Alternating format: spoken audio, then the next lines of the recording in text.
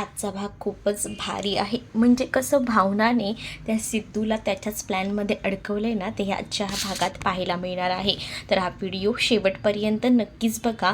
तर जानूने आता केक म्हणजेच तो तयार केलेला असतो आणि त्यामध्ये ना आता तिनं ती पावडर मिक्स केलेली असते, ती म्हणजे गोळ्यांची, जेणेकरून केक खाल्ल्यानंतर जो जयंत आहे तो तिथे झोपायला हवा आणि तिला त्या डॉक्टरांकडे जायला मिळेल, ह्यासाठी तिने हे सगळे प्रयत्न केलेले असतात. तर दुसरीकडे जयंत जो आहे तो केक खायला काही मागत नसतो, तर जानू त्याला जबरदस्ती तो केक भरवत असते. जानू त्याला म्हणत असते की प्लीज केक खा ना, पण जयंत म्हणत असतो की नको आहे मला. त्यावर जानू रुसून बसते. जानू जेव्हा रुसून बसते तेव्हा जयंत तिला म्हणतो की काय झालं आहे, असं नको ना करूस. त्यावर जानूच्या हातून जयंत केक खायला तयार होतो.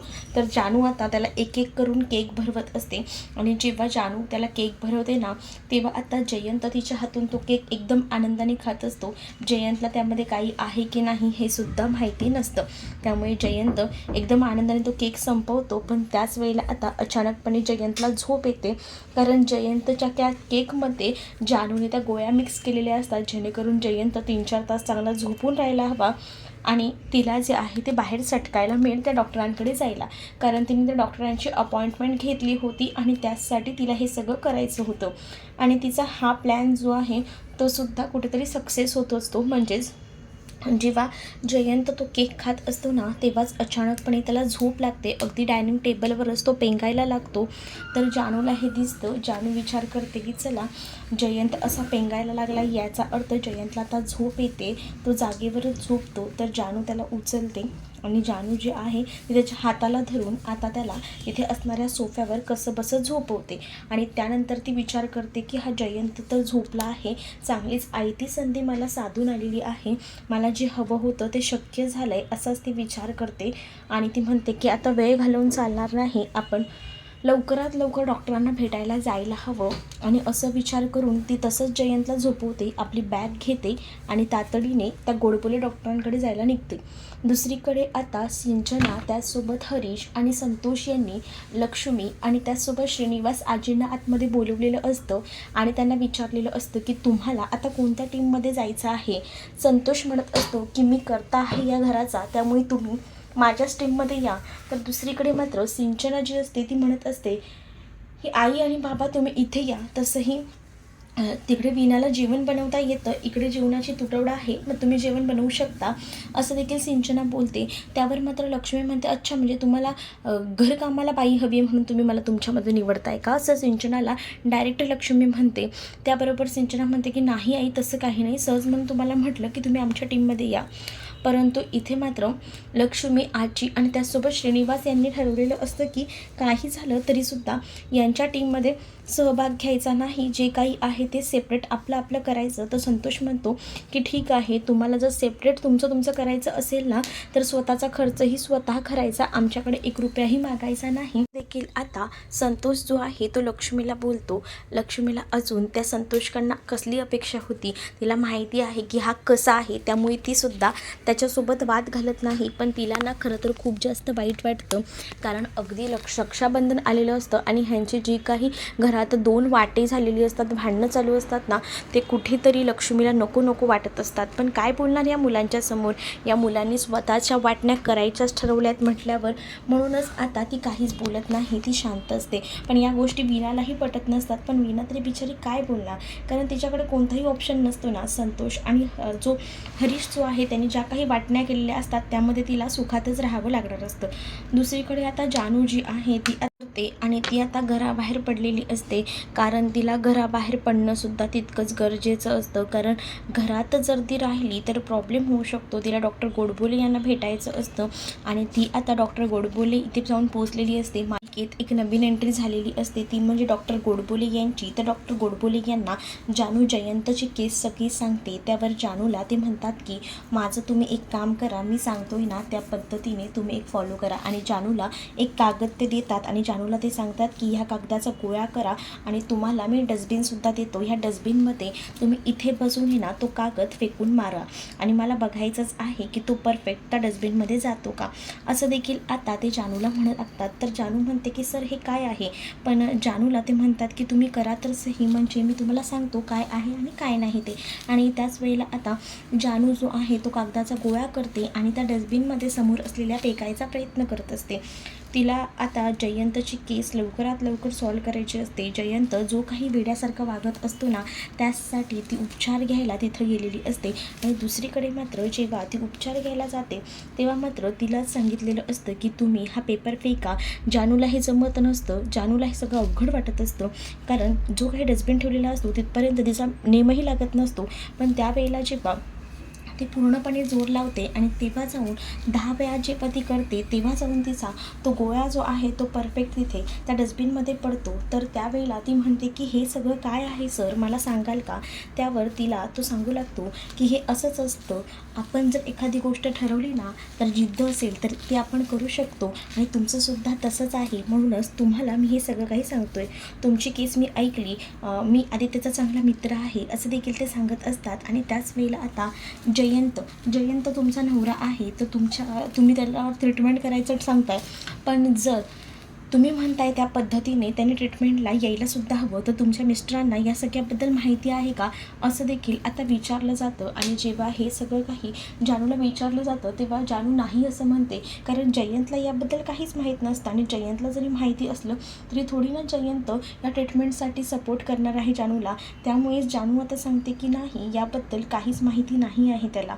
तर डॉक्टर जे आहेत ते सुद्धा आता विचार करत असतात आणि ते म्हणत असतात की मग तर तुम्हाला जरा विचार करावा लागेल आणि मला नीट सांगावं लागेल, पण यासाठी सुद्धा उपाय आहेत. तुम्ही एकदा नीट बोलून घ्या, आपण कपल काउन्सिलिंग करूया. आणि हा सुद्धा मार्ग त्यांनी जानूला सांगितलेला असतो.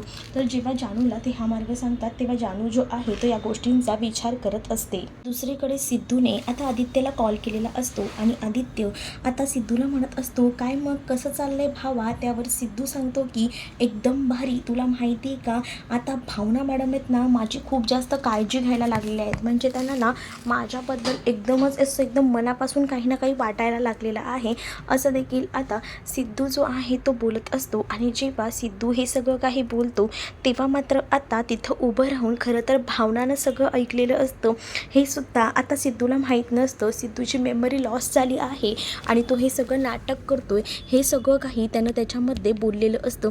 आणि हे सगळं काही बाहेर उभं राहून आता भावना ऐकते आणि भावनाला आता समजतं की म्हणजे सिद्धू मेमरी लॉस झाल्याचं नाटक करतोय. तर त्यामुळे मात्र आता तिलासुद्धा खूप जास्त राग येतो. ती विचार करते की बापरे, म्हणजे हे सगळं काही मला खोटं सांगतायत का, मला हे फसवतायत का, असा विचार तिच्या डोक्यामध्ये येत असतो. पण तीसुद्धा हार मानणारी नसते. दुसरीकडे जानू डॉक्टरांना सांगत असते की मला काही झालं तरीसुद्धा माझ्या नवऱ्यालाच म्हणजे जयंतला या सगळ्यातून लवकरात लवकर बरं करायचं आहे आणि त्याचसाठी तुम्ही सांगाल ना ते सगळे प्रयत्न मी करायला तयार आहेत, असं देखील ती आता सांगत असते. आणि जेव्हा हे सगळं काही ती बोलते तेव्हा मात्र आता डॉक्टर गोडबोले जे असतात ते म्हणत असतात की तुम्ही सगळं ऐकायला तयार आहात, हे सगळं मला मान्य आहे, पण तुमचा नवरासुद्धा ह्या ट्रीटमेंटला तितकाच प्रतिसाद द्यायला हवा ना, म्हणजे आमच्या इथे असंच असतं, तुम्ही एकट्या असून तयार नाही ना, तुमचा नवरासुद्धा या सगळ्याला तयार असायला हवा, असं देखील सांगितलेलं असतं.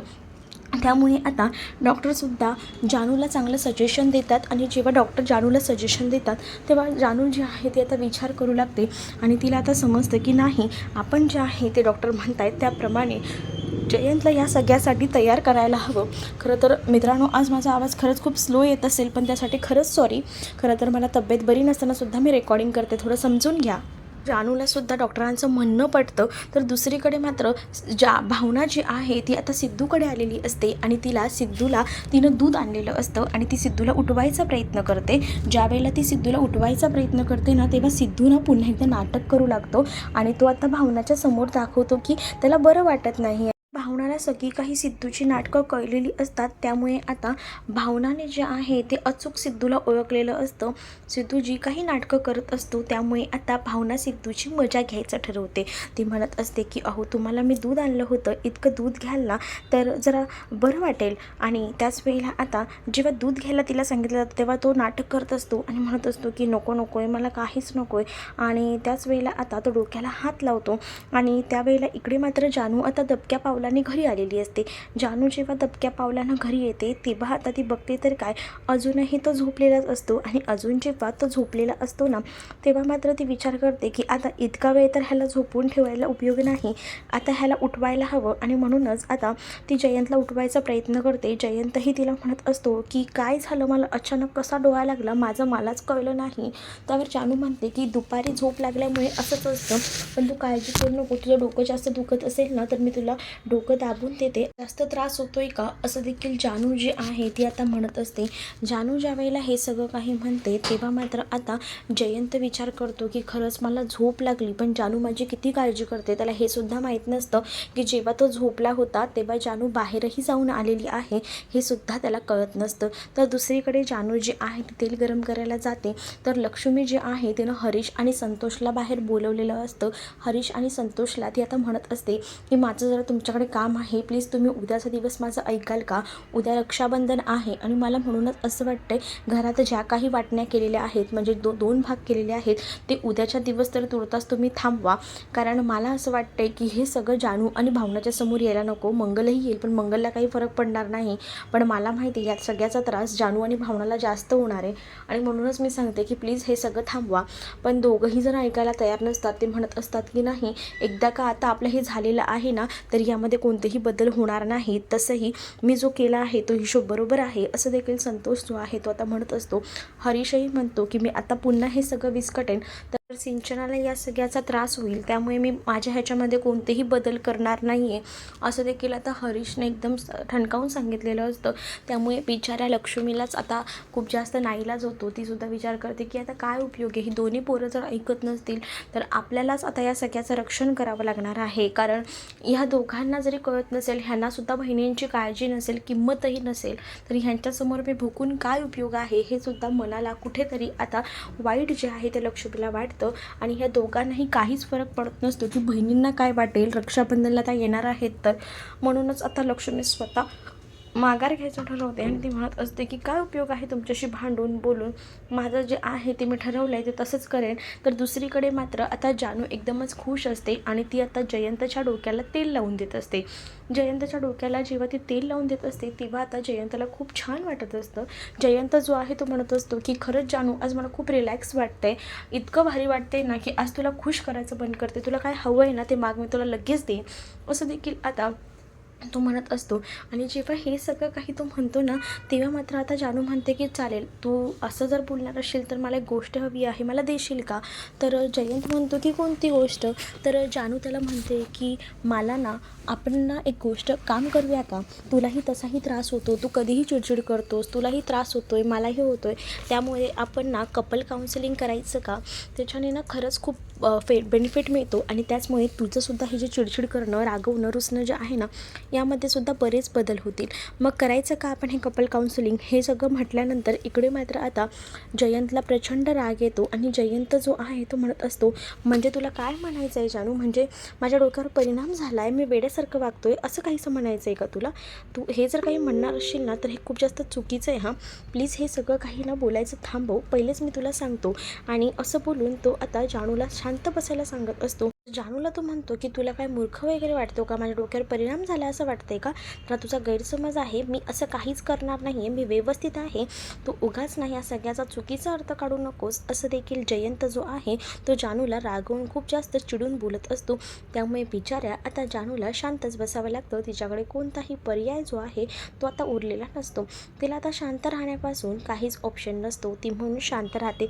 दुसरीकडे भावना जी आहे ती खरं तर आता सिद्धूशी बोलायला गेलेली असते आणि ती सिद्धूला म्हणत असते की तुम्हाला ना एक गोष्ट सांगायची आहे, कारण बरेच दिवस मला ही गोष्ट सांगायची होती, पण मी विचार केला की जाऊ दे, तुम्हाला मी काय म्हणू ह्या सगळ्यामुळेच, म्हणून मी शांत होते. पण आता शांत बसून उपयोग नाही आहे ना, काही झालं तरी मला बोलायला हवं. तशी तुमची मेमरी गेलेली आहे आणि त्यामुळेच मला बोलणं गरजेचं आहे. माझं ना एका मुलावर प्रेम आहे आणि मी इतके दिवस तुम्हाला ही गोष्ट सांगितली नाही, पण आता मला ही गोष्ट तुम्हाला सांगावी लागेल. तसंही सगळं काही तुम्ही विसरलात आहात, तर मग आपलं काही नातं राहिलेलंच नाही आहे. मी उगाच तुमच्याबरोबर बायको म्हणून राहत होते, पण आता मला माझ्या मनातलं तुम्हाला सांगायला हवं. माझं ना एका दुसऱ्या मुलावर प्रेम आहे असं देखील जेव्हा आता भावना म्हणते, तेव्हा मात्र आता सिद्धू म्हणतो की काय काय म्हणताय तुम्ही. त्यावर भावना म्हणते की हो, मी खरंच म्हणते, माझं ना एका मुलावर प्रेम आहे आणि मी त्याच्यावर मनापासून प्रेम करते.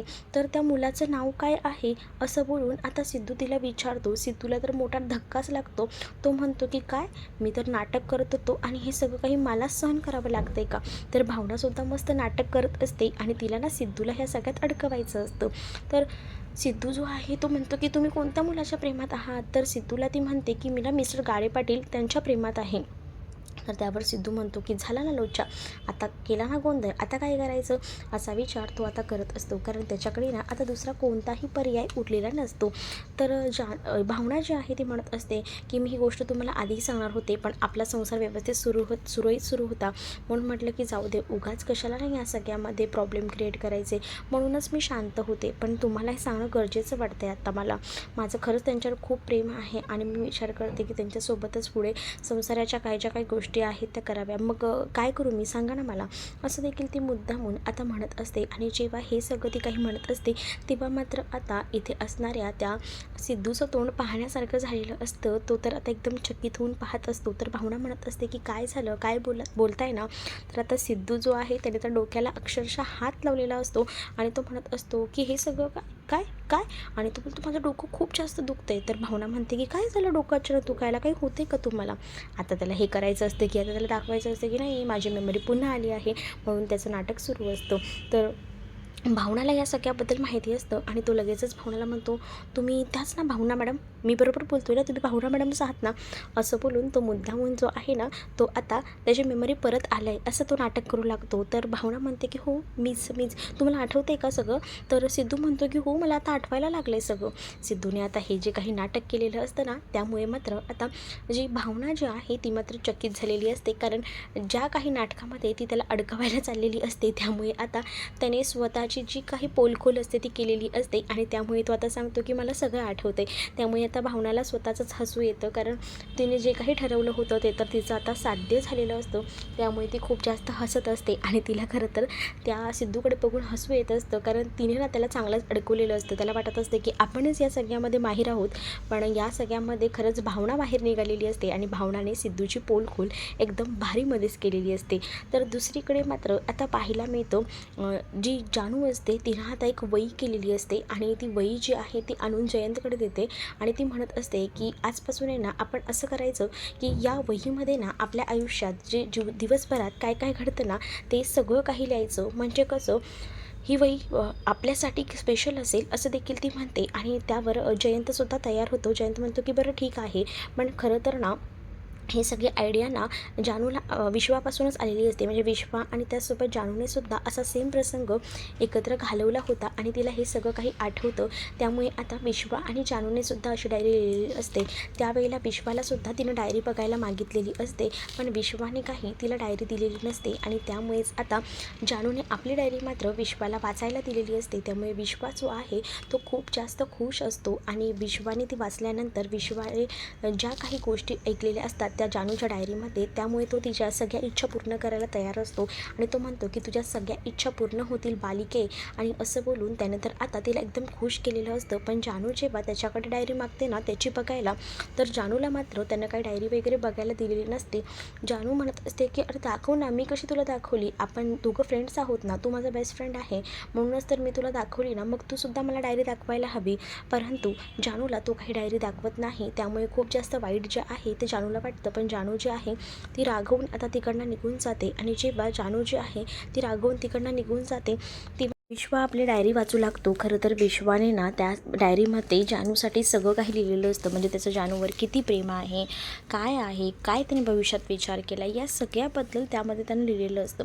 त्यामुळे तो जानूला ते सगळं दाखवायला टाळत असतो. तो म्हणत असतो की जानूला दाखवलं तर जानूला या सगळ्याचा त्रास होईल, कारण त्याने ना त्याचं प्रेम जे आहे ना ते जानूकडे व्यक्तच केलेलं नसतं. त्यामुळे त्याने फक्त जे काही आहे ते वहीत लिहिलेलं असतं. आणि जानूला तो सगळा प्रसंग जेव्हा आठवतो तेव्हा जानू जी आहे ती आता विचार करते. तर त्याच वेळेला आता जयंत जानूला म्हणतो की काय गं, कुठे हरवलीस? त्यावेळेला जानू म्हणते की काही नाही, मी आलीच, तोपर्यंत तू डायरी लिही.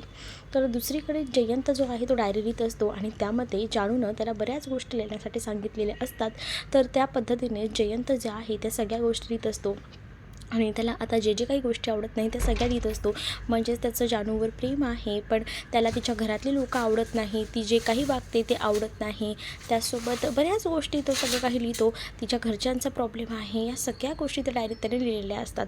आणि तो एक एक करून सगळं काही लिहायचा प्रयत्न करत असतो. त्याला असं वाटत असते की ती डायरी काही आता जानूला दाखवायची नाही आहे आणि म्हणूनच तो सगळं काही लिहित असतो. पण इथे जी जानू असते ती मात्र आता आपल्या रूममध्ये निघून गेलेली असते आणि तिला खरं तर काम करायचं असतं, यासाठी ती निघून गेलेली असते. दुसरीकडे मात्र आता जयंत जो आहे तो ती डायरी एकटाच लिहित बसलेला असतो, कारण त्याला आता डायरीमधून पूर्णपणे व्यक्त व्हायचं असतं आणि म्हणूनच ती तो डायरी लिहित असतो. तर हे सगळं काही आता सुरूच असतं. तर भावना जी असते ती मात्र आता मोबाईल घेऊन बसलेली असताना भावनाच्या फोनवर फोन येतो. तर भावना विचार करते की कोणाचा फोन आला आहे. तर तेवढ्यातच भावनाला कळतं की आईचा फोन आलेला आहे आणि सोबत जानूसुद्धा असते. तर आई जी आहे ती आता जानूला आणि भावनाला सांगत असते की उद्या रक्षाबंधन आहे, सो तुम्ही इथे येऊ नका, मीच तिथे येणार आहे. म्हणजे मी जे आहे ती तिथे येते आणि त्यासोबत आपण जे आहे ते एकत्र रक्षाबंधन साजरी करूया. मी तुमच्या घरी येते, तुम्ही सांगा कुठे यायचं आहे ते, मग आपण तसा वाढदिवस साजरा करूया, असं देखील त्यांचं बोलणं सुरू असतं. आणि जेव्हा हे सगळं काही बोलणं सुरू असतं तेव्हा मात्र आता जानू आणि त्याचसोबत इथे असणाऱ्या भावनेला थोडं वेगळं वाटतं, कारण त्यासुद्धा विचार करतात की नाही, कुठेतरी हे सगळं काही वेगळं आहे. पण लक्ष्मी जी आहे ती विचार करते की ह्यांना घरी बोलवलं तर ह्या दोघींनाही ते सत्य समजेल, ते त्यांना समजायला नको, असंच आता त्या लक्ष्मीला वाटत असतं. आणि म्हणूनच लक्ष्मी बोलते की ती आजीचं कारण देते. ती सांगते की खरं तर आजीला ना घरात राहून कंटाळा आला आहे, म्हणून ती म्हणते की आपण जरा बाहेर जाऊया, म्हणूनच आम्हीच तिकडे येतो, असं काहीसं कारण ती आता देत असते. तर लक्ष्मीला आत्ताच्या घडीला भावना आणि त्याचसोबत जानू आहे ती म्हणते की ठीक आहे, आम्ही घरात बोलतो, काय आहे ते ठरवतो आणि मग तुला सांगतो, असं त्या म्हणतात. आणि नंतर त्यांनी फोन ठेवलेला असतो. आणि ज्या वेळेला त्या फोन ठेवतात ना, तर दुसरीकडे मात्र जानू आणि त्याचसोबत भावना आता बोलत असतात. तर त्या म्हणतात की नक्कीच काहीतरी गडबड आहे, आई ना आपल्यापासून काहीतरी लपवते, पण नक्की काय लपवते हे काही कळत नसतं. आपण एक काम करूया, त्यांना मुद्दामून सांगूया की आपल्या घरात नाही करायचं आहे, आपण आहे ना तिथेच जाऊया आणि तिथे जाऊनच आपण सेलिब्रेशन रक्षाबंधनचं करूया. त्यामुळे आपल्याला समजेल की आईचं नेमकं काय आहे, आई आपल्यापासून काय लपवते, तिथे गेल्याशिवाय आपल्याला समजणार नाही आहे, असं देखील आता जी जानू आहे ती भावनाला म्हणत असते. तर भावनासुद्धा या सगळ्यासाठी तयार होते. दुसरीकडे मात्र आता जी जानू आहे ती आता गेलेली असते आणि ती आता म्हणत असते की जयंत, तुझ्यासाठी मी कॉफी आणलेली आहे, आणि असं बोलून ती त्याला कॉफी देत असते. जेव्हा ती त्याला कॉफी देते तेव्हा मात्र जयंत कॉफीसाठी नाही बोलत असतो, पण जानू म्हणत असते की कॉफी घेऊन घे.